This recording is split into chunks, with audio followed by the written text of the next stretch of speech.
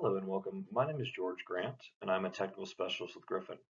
Today we'll be going over the importance of average daily temperature and its impact specifically on insect and mite pest reproductive rates, and how understanding ADT, or average daily temperature, can help growers optimize their drench, spray, or biological control agent programs. If you have any questions regarding the material presented here, or if any technical questions come up in the future, please feel free to reach out to us using the contact information listed on this slide. Growing plants unfortunately includes the continuous battle against insect and mite pests. Here are just a few common pests we run into year after year. As you know, depending on where you are and what time of the year it is, some of these pests seem to be much more prevalent than others. This pressure is most oftentimes in relation to the temperature. For the sake of this presentation, we will talk about the temperature in terms of growing degree days, or GDD. So how do we begin to estimate pest pressure? That's where growing degree days, or GDD, comes in. Let's walk through how to calculate growing degree days here. We add the maximum and minimum daily temperatures of one 24-hour period.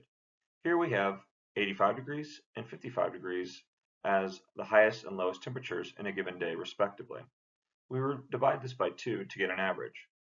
If we collect the total average daily temperature over a 24-hour period using data loggers in the greenhouse, then using that number would produce a more precise calculation.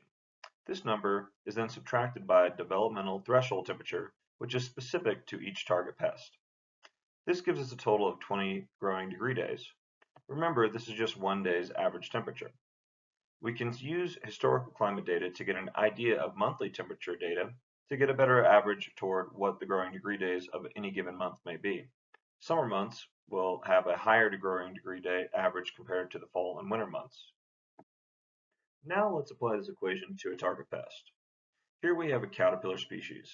This modeling information provided in the table you've seen here can be found readily available online for almost every pest growers deal with across the country. We'll need to reference this information when determining when the certain pest pressure will be the highest for your specific location and the time of the year. This modeling information provides everything we need to conduct our calculation, starting with the developmental threshold. The lower threshold is the lowest temperature needed for the specific pest to be actively developing, reproducing, feeding, etc. The upper threshold, as seen here, is the highest temperature at which development will not significantly cease to occur. We often do not think about insects and mites being stressed at higher temperatures, but similar to plants, being exposed to certain high temperatures will negatively influence their ability to grow and be active. This table shows more detailed information for growing degree day requirements for even specific life stages of a specific pest as well. Please note the generation time from egg to adult and adult to adult stages. Pests with lower generation times, i.e. lower growing degree day requirements, will ultimately reproduce quicker and thus be higher in number when trying to quantify potential pest pressure. Going back to our original example when evaluating caterpillar species, in this case we're going to be specifically using corn earworm, the #1 pest in corn and outdoor hemp production. We can see that it has a minimum development threshold of around 55 degrees and a maximum threshold of about 91 degrees Fahrenheit. This temperature range could be typical of basically anywhere in the US during the summer months. Let's now use this information in our original growing degree day calculation. On a typical day in late spring or summer, we had a high temperature of 85 degrees and a low temperature of 55 degrees. Our minimum development threshold temperature for corn earworm is 54 degrees Fahrenheit, based on the table information we previously saw. When finalizing our calculation, this one day of production gave us a total of 16 growing degree days. Now, if we know the generation time from adult to adult of the corn earworm, we can then divide this number by our growing degree day calculation to estimate the number of days needed to complete one full generation. If the day and night temperatures increase, our growing degree days also increase, thus decreasing the number of days needed to complete one full generation, assuming we are not going above our maximum development threshold.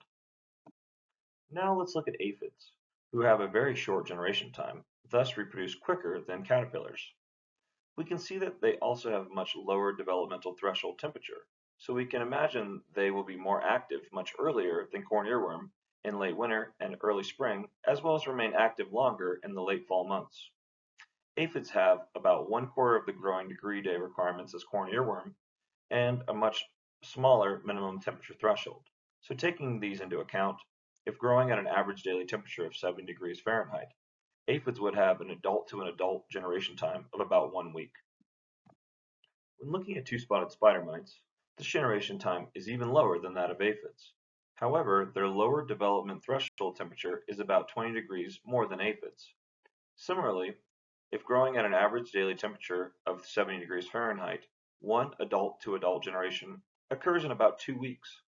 This longer period to complete a generation compared to aphids is due primarily to their need for a higher temperature to remain active.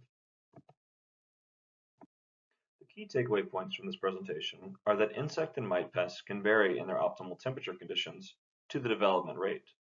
Knowing these requirements and comparing them to the environment we are using to grow our plants will help us determine what pests are most prevalent and when. This can help us dictate when preventative spray or drench applications or even biological control agent releases makes most sense if using a proactive rather than a see and treat strategy. Higher average daily temperatures in general increase the developmental rate of pests, thus reducing their developmental time from adult to adult or egg to adult stages. More generations ultimately leads to more pests present in the greenhouse. Thank you for joining us today. We hope you better understand the importance of average daily temperature, or ADT, and its impact on insect and mite development rate. Using this information can help you predetermine what times of the year potential pests may be most active in your production area, and when populations naturally decrease due to changes in the production environment.